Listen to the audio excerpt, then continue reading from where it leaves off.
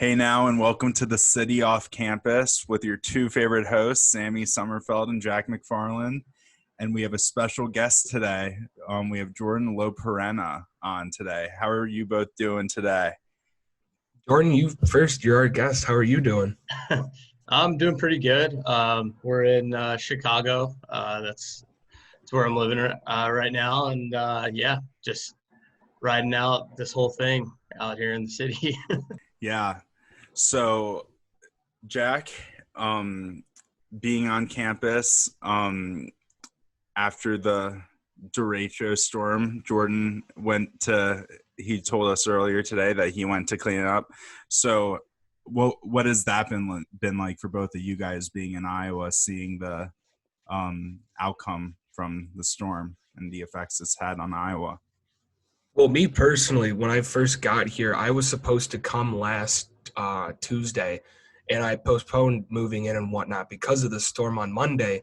But I mentioned this on the last episode, but just once I got here, it was. And people describe Cedar Rapids as even worse as Iowa City, but it looked like a hurricane or tornado. Just a bunch of tornadoes came through. There was debris everywhere. It just looked like there was big problems going on, problems that you hadn't really seen ever happen in a central Iowa town like this. So it was definitely an awakening for a lot of the people, but they're still getting power like hooked up and everything in Iowa City. Like stuff isn't 100% still. So I can only assume what Cedar Rapids is like right now, but Iowa City still isn't 100%. Yeah, we went up to Cedar Rapids for our cleanup. We had a buddy organize a big group cleanup effort over the weekend, and Cedar Rapids was just a mess. It kind of looked like, when you see a hurricane town on the news, just without the coast. So I guess that's one good thing is it didn't also come with the flooding, but the wind damage was absolutely crippling. And even had heard one story of one of my friends, their neighbor had cut down a tree that on Saturday that landed on the new power lines that they had just Oh, put up. wow.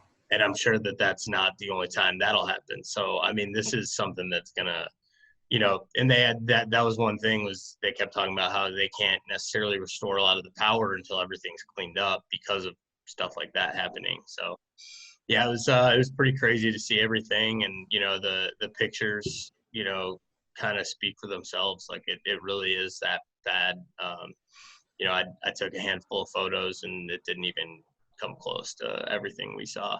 Wow. And it's every block too. It's like every street, every neighborhood, every block has that. So it's pretty crazy. So, Jordan, if you don't mind, will you give our listeners a little bit about your background with Iowa, with Big Ten sports, and just your experience working in sports media? Yeah. Well, so you guys this is with KRUI, correct? So our radio show is affiliated with KRUI, not the podcast. Okay, cool. Well, my sophomore year at Iowa, I got actually played hockey, for Iowa my freshman year on the club team, and then got cut heading into my sophomore year, and was really just kind of looking for a way to get rolling with something else. I don't like not being involved in things, and so through a mutual friend, I got introduced to the sports director at KRUI, and that was probably on Wednesday, and that Friday I was on my first show. At the time, there were only 2 shows a week. And so I did a show that Friday and that Sunday and never really looked back. And by the end of my sophomore year, I was the sports director at KRUI, held that role for the, next 2 years through graduation. And then, while I was there, we were really able to get some things done that I was pretty proud of as a department. We ended up going from like 15 to 50 staff members, which, obviously not everyone was on air, but some people are kind of helping out behind the scenes. Some people are only contributing to the blog. But it was just kind of a way to get everyone involved, and we also went from having a show 2 days a week to having a show 7 days a week. So it was a pretty fun time to be a part of KRUI. And I also interned with the athletic video department, which turned into a student U internship while I was in school.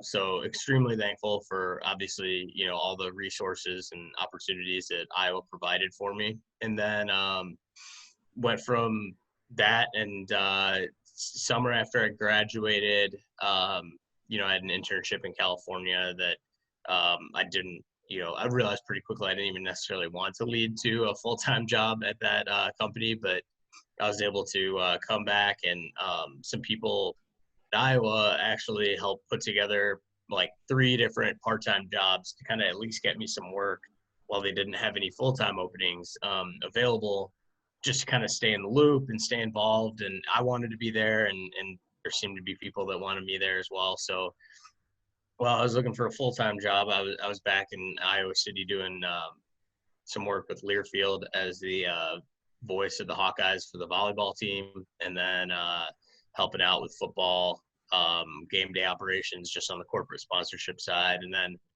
at the time, KXIC was a much more, I think, prevalent entity as far as having like a full-time news and sports staff. So I did some work for Brett Balbinot over there as well. And so we really, during all that, I applied to ESPN. I think I'd even applied before I moved to Iowa. I had no connections on the inside. I didn't know anyone in Bristol or with the company. I'd done some freelance work for ESPN when they'd come to town, but you're not even working with anyone from ESPN. You're just working for the production company they're hiring.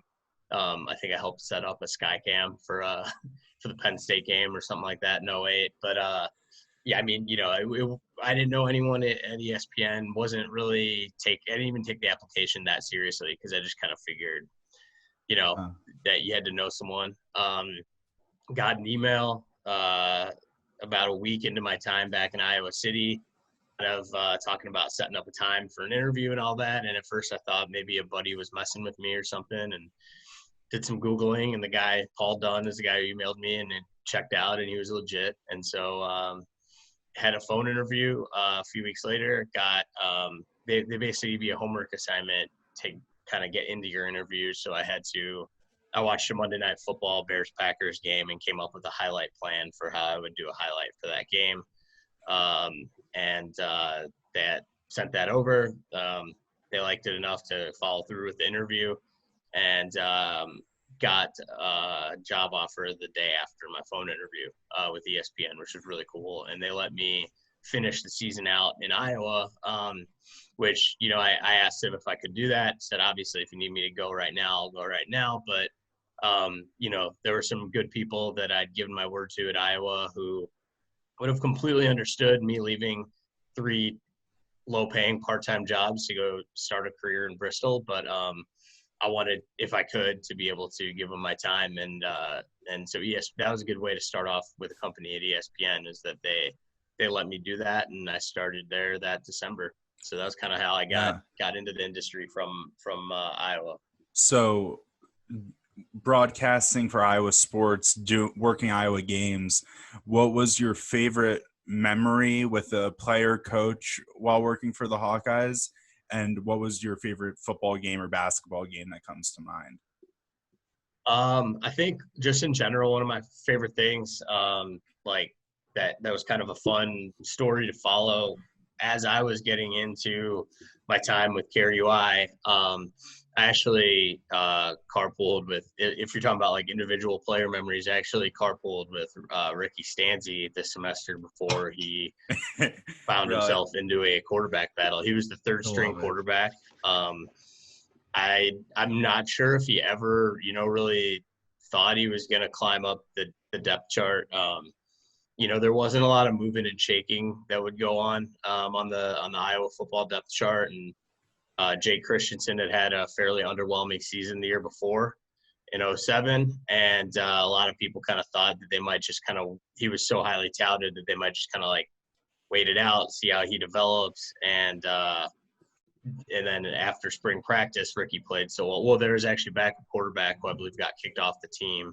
So then Ricky was the de facto backup. And then that turned into a quarterback battle. And like, that was the first thing I ever covered as a sports director at KRUI. So that was pretty funny interviewing Ricky on the field after he had a good spring scrimmage, and then we're driving in a car to a sports studies class the next day. Or a couple of days later. So that was a pretty funny deal to be the first big story. Was the classmate I was carpooling with was in the process of becoming the starting quarterback, and so that kind of also made it a little more fun to cover the team as a KRUI sports director, just having knowing the first the starting quarterback of the team, and he's a great dude, and it was really just kind of made it a little more fun, to follow that story, especially that he was on the good end of the quarterback battle. And then as far as my favorite game, I think in college, by far my favorite memory at Kinnick was the 2008 Daniel Murray game-winning kick against Penn State. And I think really as a program, that kind of that win kind of the program really seemed to turn a corner that evening. And,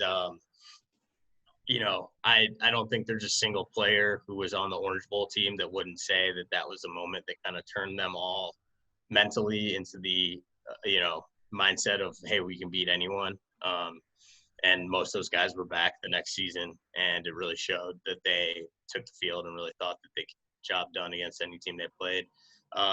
Ironically, the Orange Bowl year, my senior year, there were some really fun road games that we were at with KRUI. There were some good home games that year, but the really memorable games in the 2009 season, my senior year, were they were road games. They beat Penn State in a whiteout, which was probably one of the coolest atmospheres I'll ever see in my life. And then they won at the Horn against Michigan State on Marvin McNutt touchdown. So it was a pretty good time to be in college, for covering Iowa, football, and getting to go to bowl games and getting experience like that. And then that was another cool thing that both the seasons I was sports director, we got an Outback Bowl and an Orange Bowl trip out of it. And at the time, KRUI couldn't call the games on the radio, so we would go to the games and cover them almost as if a writer would cover the games, but then get sound afterwards to use on post-game shows and stuff like that. And then our Orange Bowl trip kind of culminated with like a really group effort, kind of collaborative effort between the student media outlets, because I would hop on the DITV video sports coverage from down there, and then we would have the Daily Iowan and DITV and myself in the same car. And sometimes, we would record our, I guess, at the time we were calling them radio shows, but that was kind of when podcasts were getting up off the ground, and we would do daily podcasts. And sometimes we'd be just doing it, driving home back to the hotel from practice, because we, down in Miami, because we were all in the same car and had just, seen everything. So yeah, it was a good time to be a Iowa student, doing what we were doing. So now kind of reflecting back to the Orange Bowl and witnessing some of those, the Penn State win, the Outback Bowl, now with no Big Ten sports this fall, what's your reaction as a Hawkeye with there being no Big Ten sports?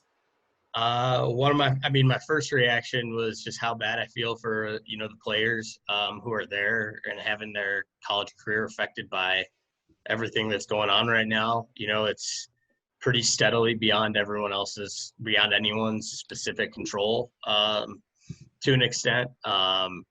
It just flat out stinks. And even for you guys, I mean, you didn't sign up to go to Iowa, without Saturdays in mind, I'm sure. I think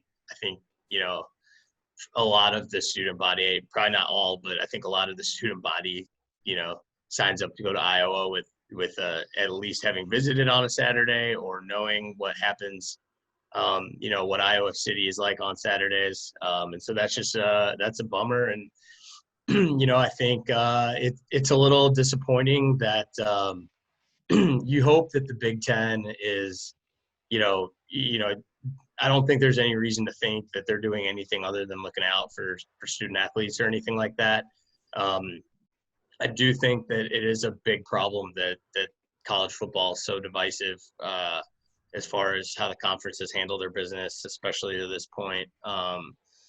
And, you could really use a college football commissioner right now that oversees the Power Five conferences and makes decisions for everyone. For better or worse, because then you're not dealing with what you're dealing with in the news the last 2 weeks, which is, the Big Ten is getting absolutely dragged for their decision that they've made. And, there's some sides of it that I agree with on the Big Ten, and there's some sides of it that kind of seem like, well, if the other conferences are waiting and trying to make it happen, then maybe the Big Ten should be going that route too. And I also can't ever remember a time where I've seen so many of the Big Ten institutions at odds with their conference governing body. I've never really remembered a time where you have coaches and players, active players, speaking out against the conference, because that's usually a huge no-no. And I just can't remember a time where there's been such a polarizing decision where people are so outspoken against it after it's been made. Because as you guys know, there's a lot of, especially when you're a college student athlete, there's a lot of, you kind of go into your press conferences with the muzzle on, and you can't really say anything too crazy to mix it up. And I mean, there's been some pretty outspoken players and stuff like that, and you can't really blame them either. If I'm a Big Ten football player right now, I'm sitting there wondering why they can play and we can't. Yeah. And for better or worse, that's kind of the situation everyone's in. And like I said, it's just disappointing that there's not a unified decision across the board. I do think, the trouble the Big Ten runs into as a conference here is that just the optics of it, whether the Big Ten or whether the SEC, ACC, or Big 12 play a down of football this year, the optics of it are going to make it look like they tried harder to make it happen, than the Pac-12 and the Big Ten. And so I think that's also part of the problem here. It's just, why are they trying really hard to make a season happen, even if it doesn't?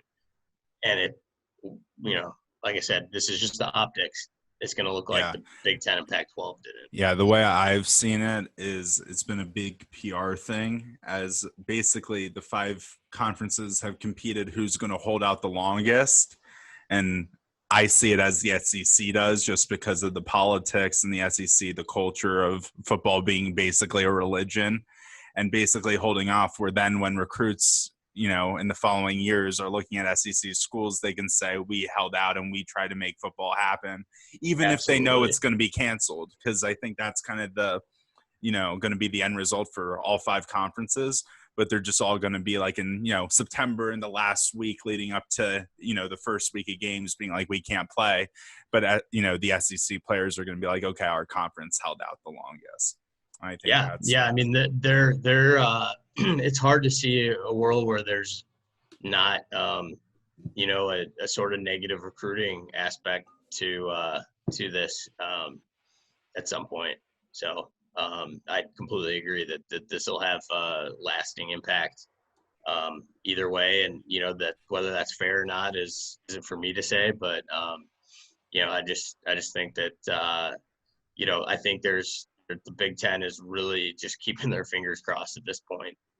None of the other conferences end up playing. But like I said, even then the optics will still make it appear as if, other conferences made a stronger push. So it's a tough situation to be in. And it's a tough spot for Kevin Warren to be in, because it's an unpopular decision. He's already sort of admitted to not necessarily handling it as well as he thinks he maybe should have. But, the flip side of it is, he's not making this decision without the health of the student athletes in mind.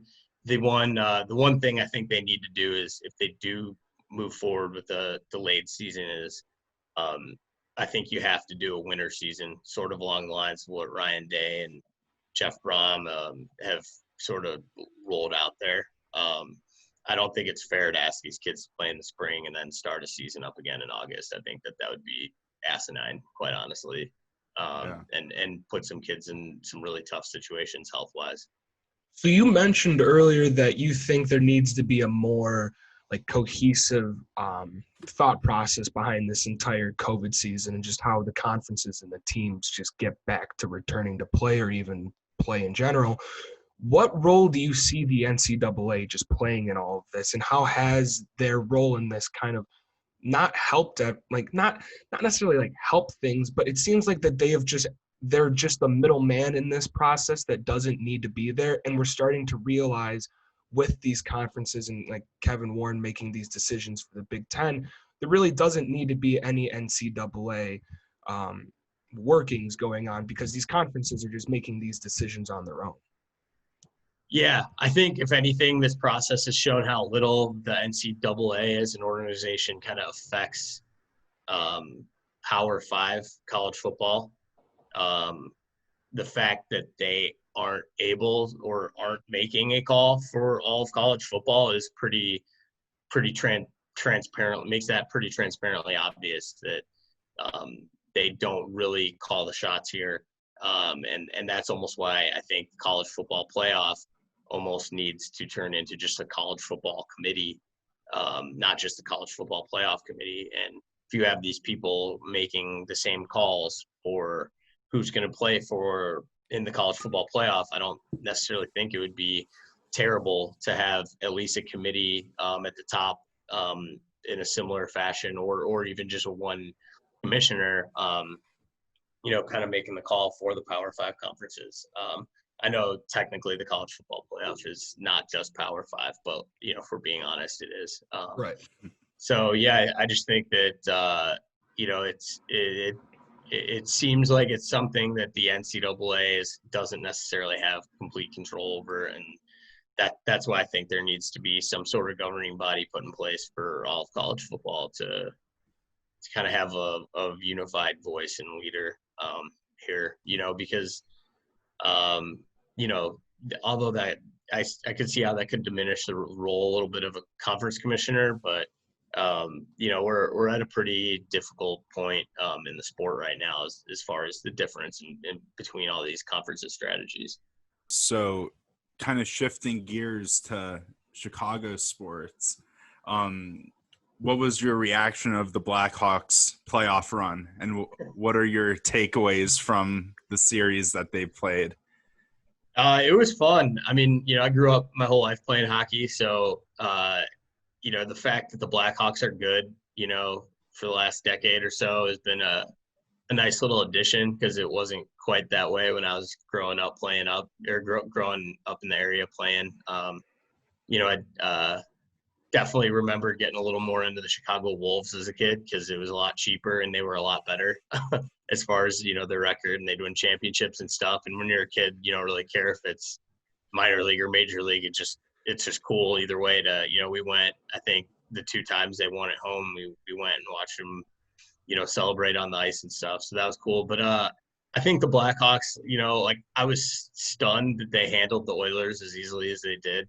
And I was also equally as, about as equally stunned as I was there. I was equally unsurprised at what Vegas did to the Blackhawks. I didn't expect much out of the Hawks going into that Vegas series. They were, I think the first couple games, they were pretty obviously out of place a little bit. But, there's always, after seeing what the core of that team has been capable of, there's always that little kind of thought in the back of your head, like, what if some of the young guys get going too? And, it's weird that they're the youngest team in the playoffs when you feel like you're watching guys that have been out there, you have been watching guys, the core, they've been out there for over a decade now. So, it's just kind of, but yeah, I'd say they overachieved, in the playoffs, like by winning a series 3-1 and not getting swept by Vegas, who, I think it was pretty clear was a far superior team once they got going there. And there were some close games, but even though the Hawks won, Corey Crawford had to stand on his head. And you just kept looking at the scoreboard almost in disbelief that the Blackhawks were still winning that game through most of that one. Yeah. What kind of role do you think that Colleton has with the team going forward? Because I think he only has 1 year left on his deal with the team, and plenty of Chicago Blackhawk fans are calling for his head, especially after this playoff. People will call it a disaster. We'll call it like them playing above their expectations. But what role do you see him having with the team going forward? Because it appears like even when they were walking off the ice after Game 5, people just speculated that Taze and Kane didn't look Colleton in the eye once they were walking off the ice because there's just this friction and disconnect between them. Obviously, we're speculating, but like if there is that disconnect, what like future would Colleton expect, especially with this core still being on the Blackhawks? Would it need the core to be moved or Colleton to be moved? Because I feel like you really can't have both of them come back together and try to run it back next year, because there just doesn't seem to be the veterans completely buying into what Colleton's bringing to the table.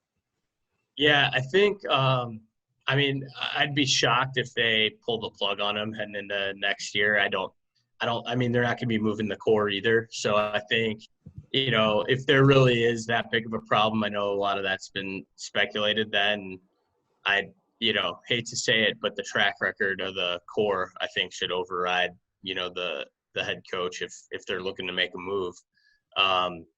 But, it ended up, I don't think they meant for it to be a developmental year, but it ended up being a developmental year. And there's some reasons to actually be kind of excited about them heading into next season because of some of the guys that stepped up in the playoffs and some of the, younger guys that they have out on the ice. So, I think, it wasn't a completely wasted year where it almost would have been had the season not been cut short.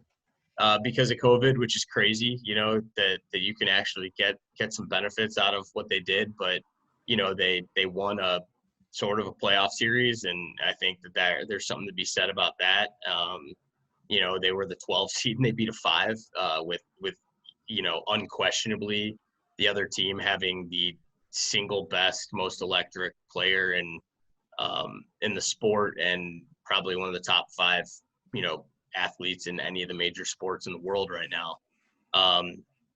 So obviously there's some stuff to clean up, but I think there's some momentum that they built, with just that little series win and playing Vegas, closely on the scoreboard a few times. I mean, I think they kind of see where they're, you can look at those 2 series pretty easily and figure out where their deficiencies are and where they need to pick it up a bit. So, yeah, I mean, I'm kind of expecting everything to sort of stick together heading into next season. I know they're going to have to, every NHL team has to make some off-season moves because of the cap. But, yeah, I'd be shocked if any one major head coach or part of the core, got shipped off.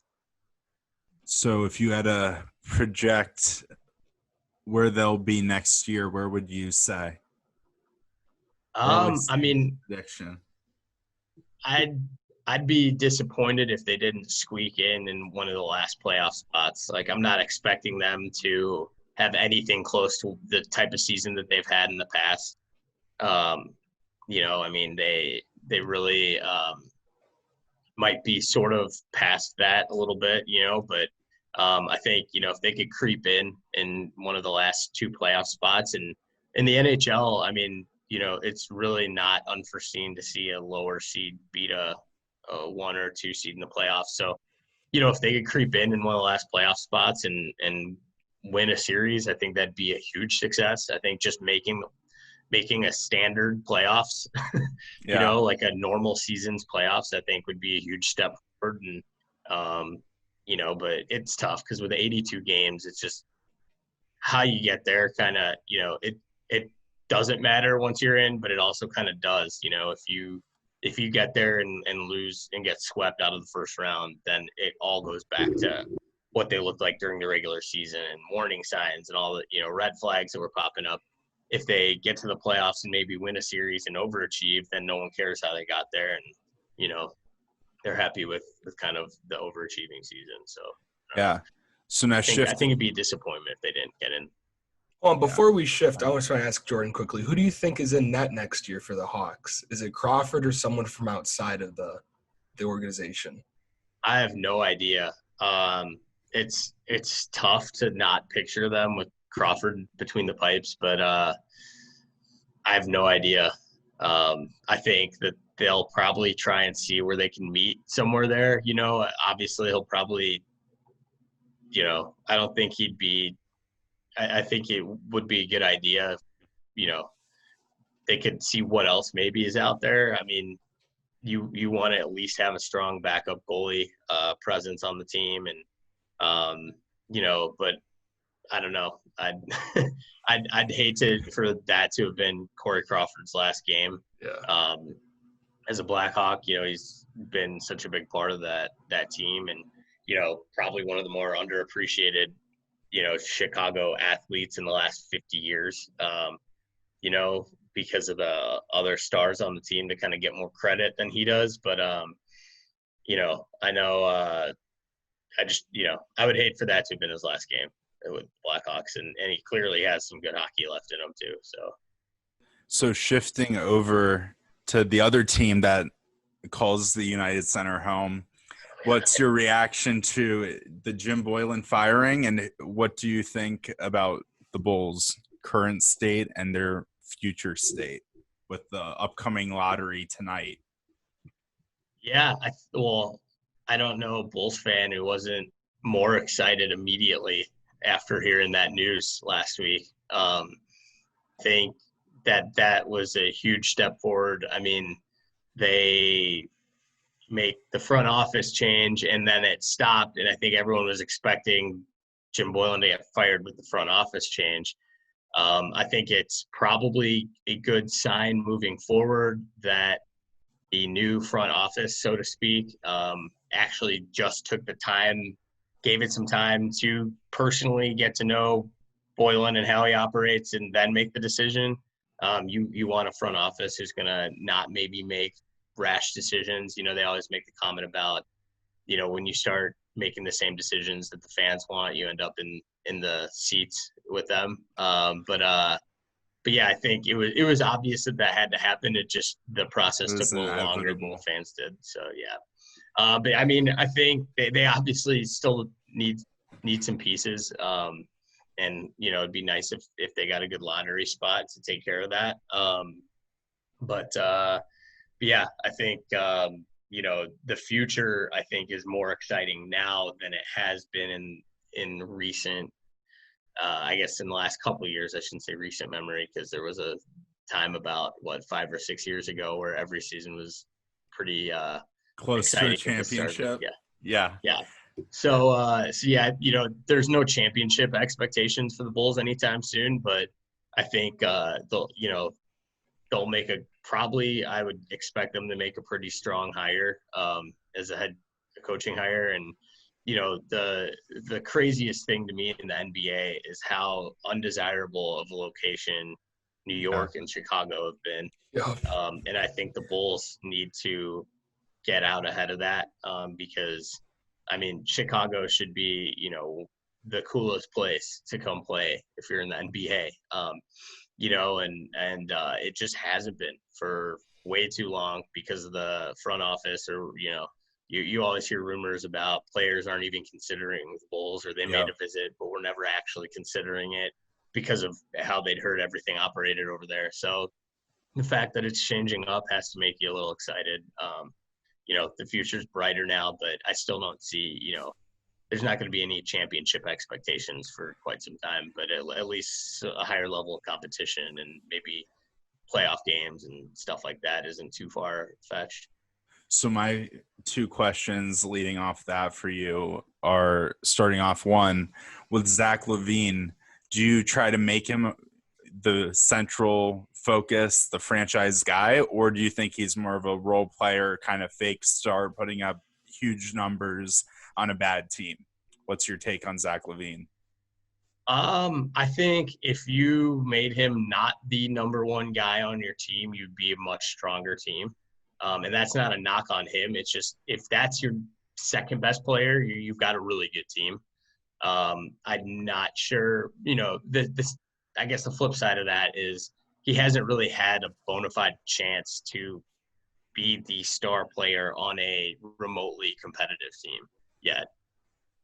So, I wouldn't, I guess, be afraid to give him another, give him a year of kind of see it if he can help be the one who turns the corner.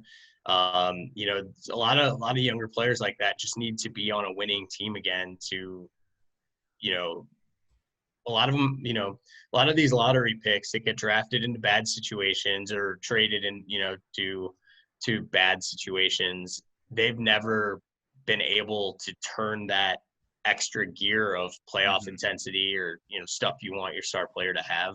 So, I mean, I'd love for him to get a shot as the number one guy and see kind of what he brings to the table. There were times last year where I felt like he was ready to lead a coup against Boylan and just, play without a coach. And if with him as the leader out there, because there were some times where he visibly kind of shook him off or be on the court, very you call visibly. a timeout and be like, what the hell is Jim doing? Right, exactly. Stuff like that. So I think, well, you don't want your star player questioning the coach like that. I think that I'll be interested to see how he interacts with the coach that the team all clearly listens to and respects, and because you'll learn a lot about him if he's playing for a coach he likes, and you'll learn a lot about him if he gets a chance to maybe go through a playoff series or a more competitive season. Yeah. But I think they should probably – they'd be in a good spot, a really good spot, if they got someone giving him a run for the his money as the number one player on the team. Yeah, I think if Levine's a 2 or 3 guy where basically all that's expected is go score the ball, I think he would be a potential big impact player on a good team. But in terms of pairing him with people, with the current guys, Markkanen, Wendell, White, who would you in the draft, if the Bulls have a top 3 pick between Wiseman, Anthony Edwards, LaMelo Ball, who would you want to see paired with Levine and some of those young guys who are the core of the team? Yeah. I don't know. That's tough. Because Wiseman, I'll be honest, I didn't watch a lot of them, and obviously his season got cut short in Memphis. Anthony Edwards, it was great. Crean. He was a Crean guy. Right, Tom Crean guy, which, Tom Crean actually has a pretty strong track record of NBA players. Also, if you look at I think Tom Crean's such an interesting guy because if you look at places he's coached at too, I can't name a single one that's been better off after he left. The Marquette hit a complete wave of, unimpressive basketball, and they're still not as good as they were when he was there. They've had some good teams. I mean, Buzz Williams had some good Marquette teams, but that even took a while after Crean had left to get to that point. Indiana, absolutely nowhere near. You look at some of the NBA players, Dwayne Wade, Zeller, Oladipo. I mean, those are all Tom Crean guys, and those are all guys I would want on my NBA team, in their prime. So, I think that's actually a good point you bring up with Tom Crean is that, Anthony Edwards would probably be a nice fit. I don't really want to touch the Ball family with a 10-foot pole, despite the talent. It just seems don't let Sam hear that. There's just constant drama. There's just constant drama with that family, and I just think that that's the last thing the Bulls need when they're trying to restructure their brand and their values as an organization. I just think it could drag in some unnecessary. Although he's a phenomenal player. Point, but if you look across the media in the last 6 months, the Balls have disappeared off the face of the planet. They have. And that's because Lonzo's career was basically destroyed by it. And I think LaMelo is even more talented because he has Lonzo's skills of passing the ball, being a distributor, and having that length, that point guard. But his scoring ability is just unbelievable, the way he can score and make plays. Where I think if you bring a guy like him who wants to be the star, who's a quiet kid, though, I think that changes. I think that brings the D Rose effect back to basketball in Chicago. I can see that for sure. As long as the Ball family LeVar doesn't talk. History does not impact the culture that they're trying to build, the new culture they're trying to build or bring back or whatever you want to call it, in Chicago, he'd certainly be a great option. But I just think that there's a little bit of a red flag there, and it stinks, right? Because the red flag wasn't really there with Lonzo. It was what his dad was trying to do, and for the same reasons, that's why I'm questioning if you'd want to take a ball player, a member of the Ball family on your team, just because there's been a track record of drama wherever they've been. So yeah, I don't know, but he's a fantastic player, and if it doesn't come with a red flag, I think he'd be a great option as well. But I would probably take those two over Wiseman just based off of I've been able to see more of their highlights and more of their games. Bulls don't get the 7th pick in the draft. That's all I'm hoping that doesn't happen tonight. Or they'll trade it away or something, Sam. They'll go trade it away and get some Doug McDermott-esque player. Yeah. And they'll get like the 11th pick, and then they'll take some European stash player, and then that'll be the Bulls' new culture. My one hope is, at least when we did the Doug McDermott trade, it was to our current GM. So if he had the wits to make that deal, I'm hoping that he can do something like that for Chicago. Get us a Gary Harris. Do you want to turn baseball? Yeah, let's do it. Jordan, are you a Sox or Cubs fan? I'm a Sox fan. All right, that's perfect. I assume, did you watch the game last night? Yeah, I did. What are you guys? I'm Cubs, he's Sox. I'm a Sox fan, big Sox fan. So I just asked if you watched the game last night because I just think firmly Tim Anderson leading off the team, just being a leadoff batter, has allowed the lineup to not – I just feel like there's not as much pressure to get on base as there was when he was injured and they were trying to find a 1, 2, 3, 4 in the lineup. Do you see this lineup kind of keeping the same structure that it has right now? Because over the past, I'd say 2 weeks or so, they've really kind of found a rhythm of, who gets on base, who's hitting the men, and kind of, obviously Adam Engel's come back from his quarantine over COVID and whatnot, and there's speculation that Robert might be injured or needs a break or something. So do you see the lineup hurt? Always getting hurt. The Sox we can't help it, hurt. Sam. We can't help it. It's just dumb baseball injuries. I don't know what to tell you. Do you think the lineup keeps the same structure that they have, or do you think that Ricky likes to keep, mixing things up and trying to put his own little sparkly touch on things? Oh, calling him Ricky now. Okay. Oh, well, I know he had a nickname. Well, Rick is. When we had him, he was a pretty bland manager. We might call him Richard or something at the end of this. I don't know what he's thinking half the time. Yeah, I think that especially in a short season, like a weird season like this, you have to ride any wave you can. So, stick with what works until a game or two, and it doesn't, then maybe think about it. But, Tim Anderson has been absolutely lighting up the leadoff spot. I don't think there's any reason to change that. And I think most teams who figure out their leadoff spot, that's a really good position to be in. Last year, I remember the Cubs going through issues. I think it was last season, issues with Schwarber's leading off, or we didn't have a leadoff guy. They didn't know who was leading off, and it very clearly, even though Rizzo might hit a homer, lead off the game, and have some fun with it, that was very clearly an issue heading down the home stretch. Was that you still didn't have a leadoff man in September? That's what crushed us last year. Yeah. We dominated May, and then we just fell off the map July, August, and June. July, August, and September. And so if you have a guy like Tim Anderson who bushes leading off the game, and he also brings an energy to your ball club, if he gets on base, he's going to try and steal a base. He's just such an electric player, too. In a very different way, he sort of brings what Scott Podsednik brought to the Sox when he was a leadoff hitter, which was just there was an energy and a danger in the leadoff hitter. Obviously, Podsednik's was you just didn't want him to get on base because he was likely going to steal at least one once he got on. And with Tim Anderson, it's the same thing where very different players, the dangers are very different, but Tim Anderson can hit a single, double, triple, or home run leading off the game. You have no idea what it's going to be, but he's capable of doing every single one of those things, and just getting on base in general. And he's become such a better, more mature hitter over the last 2 seasons. It's become very obvious with the batting title last year and his numbers so far this season. So I think he's proven that he wasn't a fluke.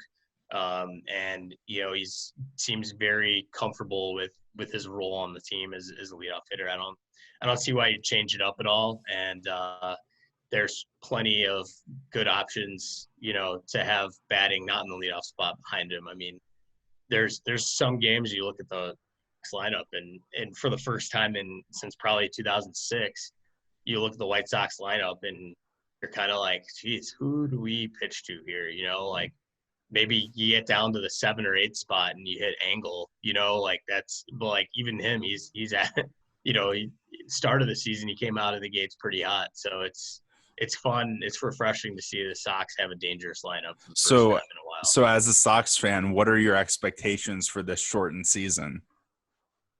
I'd like to see him get in the playoffs. I mean, the expanded playoffs, right? Like there's no reason to not see him make a little run towards those. I think it'd be a little disappointing if they don't, quite honestly, but I think at least like you see stuff you're already excited about. You already see prospects materializing. No one has really come out of the gate as a bust, or oh man, maybe this, like, in the past with some players, you've had the thought of, oh man, like after a couple months, you're kind of like, I'm not quite sure if this guy is who we thought he was going to be. And I don't really have that thought yet with anyone on the current team. So, it'd be a little disappointing with an expanded playoffs if they don't get in, but,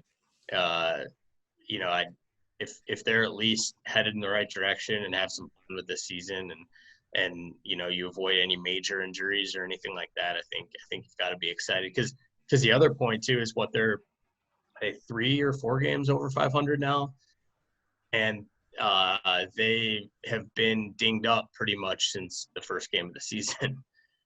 So the fact that they've been battling through some pretty serious injury problems to this point, I think is pretty impressive as far as, where they're currently at despite all of that going on. And obviously Dane Dunning I had no idea what to expect last night, and he was pretty filthy. So filthy. Yeah. As was, Mize and Izzo, on the other side of the ball. But yeah. I think it's also it's super beneficial too for the Sox when you see how many players have made that debut, just making the jump from AAA or AA to the majors, whether it's Yerman Mercedes or Luis Robert and everyone in between. Madrigal. You see all these guys that are just coming up that everyone's been excited about and reading about, and all these prospect reports that they're finally like coming to the majors, and all this excitement that people have had about the Sox farm system is materializing, like you said, into wins. And obviously they're not going to win every game right away. These guys still haven't played a full season of professional league baseball, but the young Cubs did when they came up. Yeah, and the Cubs also didn't win anything for like 100 years, Sam. So it took them some time. But I'm not talking about that, though. I'm just talking about our young guys. Yeah, all right. Well, your young guys are now old. Studs. You have the same team since the World Series, and it's look at our record this year. That's great. We're killing it. We're gonna win a championship. Season, Sam. We're gonna. Hey, you know what? At least we don't have to worry about making the expanded playoffs. We're just gonna be making the playoffs. Oh my gosh. This is what I deal with Jordan on a day-to-day basis. Like, I can't even get like a rational thought. He hates hearing great points. Illogical Cubs banter about absolutely nothing. Yeah, the Cubs did come out of the gate pretty hot this year. I will give them that. I think I've been hearing some rumors though about they've been hearing some trash can banging into the stadium and stuff like that. No, that has not been happening. No, and that's Darvish has been. I'm just kidding. That's just the infrastructure. Yeah. Well, I thought Darvish down got a bad rap, anyways. I think he had a rough start and then settled down, and because of that rough start, I feel like a lot of Cubs fans had already written him off just because everybody wrote him off. Yeah, everybody wrote him off, and now he's 4-1. Yep, love to see. So yeah. Either way, it's the trash can. The trash can bang you're hearing, Jordan, is just our infrastructure of Wrigley just breaking. They're still trying to make it happen. Oh, and Jack, did you see that? Did you see that Krimble finally got a save? Now he's finally worth the money. What took half the season for him to get his Finally got first us save? a save. That's ridiculous. That's gonna bite you in the butt this time, Sam. The stupid bullpen. It's not gonna be the leadoff. I was so excited for Krimble, and our bullpen's a mess. But you know what? Crumble. Our starters are great, so hopefully they can carry us. I will say, back to the Sox for a second, like one of the exciting things is you're just mainly thinking of these young guys coming up, but they've done some good things in the offseason, acquiring veterans or retaining veterans like Abreu. You know, you're thinking, I go into a game, I'm excited about Moncada, Eloy, Luis Robert. Those are probably the three guys I'm most, Tim Anderson. Those are probably the four guys I'm most excited to watch play in games. And then you go into a game, and last night in the bottom of the eighth, Jose Abreu and Edwin Encarnacion hit homers, and Edwin hit 2 last night.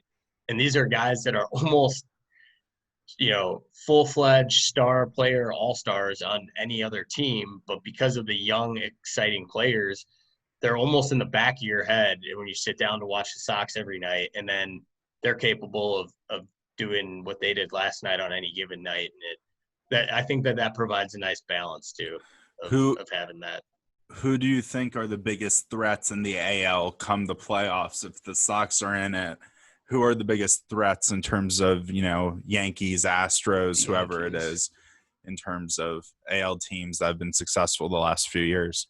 Yeah, well, I think the buck stops with the Yankees. Like that, they are lethal. Like, from a strictly fan of baseball point of view, I would love to see if the Cubs keep playing this well, like a Cubs-Yankees World Series would be that's what I've been hoping for. That would be – I don't know what would give because the pitching's so good on both sides, but both teams are capable of putting up a 10 spot on any given night too. I mean, they're that would be a great series to watch, I think. I'm obviously not pulling for the Cubs to get to the World Series, but it would be an entertaining one, to say the least. And then I guess a sneaky team in the AL could be, which is hard to call them sneaky because they've been so good, but I mean the Twins are a pretty tough out. I mean, they have so much homegrown talent. I mean, everyone thought that they had just missed a window and were going to be on the backslide because the Mauer and Morneau era ended and all that. And then all of a sudden, all these guys start sprouting up from the minors and they barely skip a beat and they're ready to compete again. It's probably one of the most impressive, like, developmental front office jobs in pro sports in the last, 5-10 years, what they've done there. And obviously, because they're an AL Central team, the fanfare and media attention isn't quite, there, but it's pretty impressive what the Twins have done. But I don't think they'd be able to get through the Yankees in a 7-game series or anything like that. What about you, Sam? Who do you think is the biggest threat to the Cubs in the NL?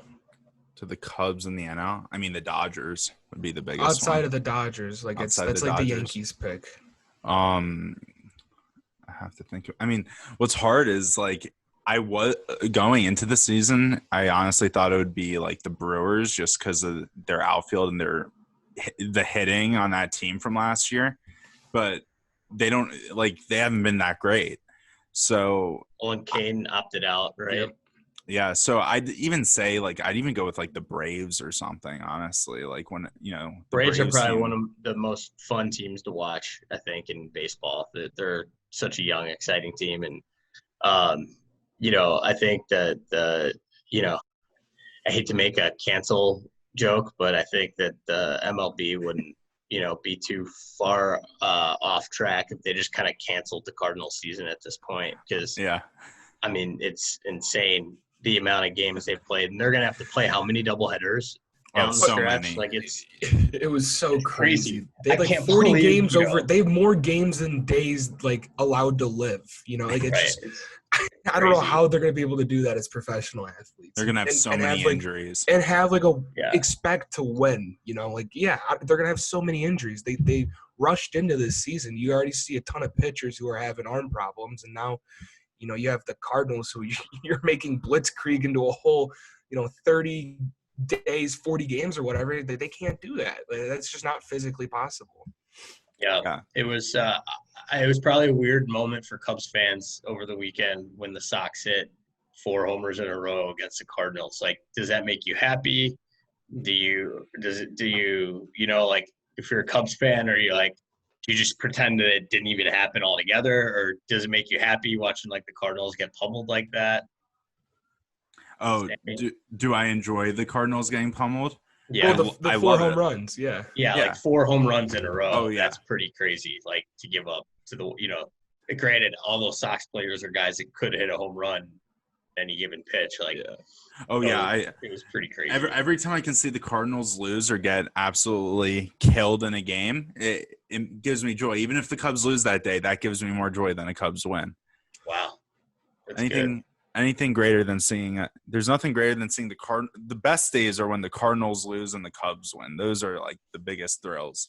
But I think it said a lot about who you were as a Cubs fan right before that final statement of just backtracking, because you said you enjoy watching the Cardinals lose more than anything. So obviously they're in your head just a little because of the early 2000s. How could they not be after the early 2000s? Oh yeah, I get that's it. ingrained in you. I get it. It's just, you play this card and show face of the 2016 team, and it's 2020, and they're still in your head, and it's like Pujols is in LA, he might retire. Think like, about what are we it. talking about here? Talking about 2016, it's just the best World Series of all time. How can you not? Who talks about the 2005 World Series? Nobody. I do. Nobody really holds on to that. It's just not that great. Over so quickly. It was also it's tough when you only drop like 2 games. The Cubs wanted the suspense. It was a storybook. It was a storybook World Series. Yeah, I was gonna say, where are you guys from originally? Originally, I'm from the suburb of Chicago. Which one? So I'm from Frankfort, just south of Orland Park. Okay. And originally, I was from Buffalo Grove. Okay. So I'm from Lake Zurich, which is northwest. So it's very rare to find fellow Sox fans up that way. But how does that even happen? We certainly came together pretty well. It's how it happens anywhere. You root for who your dad roots for, Yep. So you don't really have a choice. In fact, I watched the movie Rookie of the Year and wanted to go play baseball in the yard the next day, and I wanted a Cubs hat because of the movie. I was like 5 when that movie came out or something. And the next day, my dad came home from work with a White Sox hat and was just like, "Wear this one instead." That was it. I just, okay, cool. And it was, thought it was a cooler hat anyways. So I just went from there, and that was just kind of how it happens. It doesn't really matter where you live if you're smart, you root for who your dad rooted for. And ironically, my girlfriend, who also went to Lake Zurich and Iowa, her dad's a Sox fan, and so that was pretty lucky to find that because she's a Sox fan too.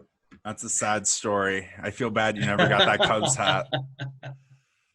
Yeah, I think I got a Cubs hat from like a friend's birthday or something at one point and went right back.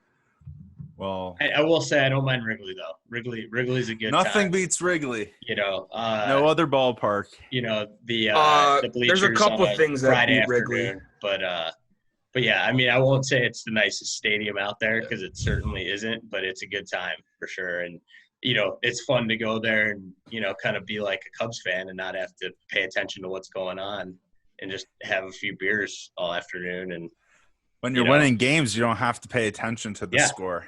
Right, there you go. Or losing it for 100 years. It's either way.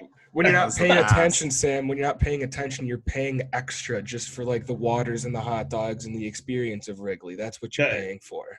The way to do it is if you guys have ever done a rooftop, you got to do a rooftop. Yeah, the rooftops look sweet. I've never done that. I've done that a couple times, and it's all you can eat and drink. So you basically end up spending the same or possibly less on dogs and beer and all that because it's all you can eat, all you can drink once you get up there usually. So that's usually, I've done a few of those since I graduated college, and that's always a pretty good time up there too. I think they're still open. It's really stunning how well you can see the game. I think they're still open right now, even during the. I think so too. Pandemic. Yeah. See, Jack, that brings me to my point. Nobody's talking about going to the Sox park for the experience Everybody's coming to the north side, even if they're a south side fan. I will say Everybody wants to go to Wrigley. I will say the stadium itself is probably one of the most underrated ballparks in the country, the actual stadium, because there's no ambiance Fans? and it's not a great area around it. But if you were dropped like from a spaceship just straight into the stadium, you'd think it was a pretty good spot. Yeah, exactly. I couldn't have phrased that any better. The field can't help where it is. I mean, they could. Well, no, they tried.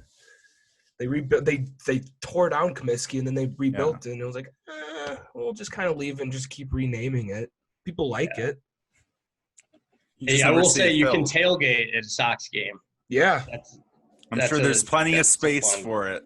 There is. There is. Tons of parking. I mean, we have Wrigleyville, so I mean that's the tailgate in itself. Yeah, go spend $8 on beers before you go spend $14 on beers. Exactly. That's again, I couldn't have said it any better.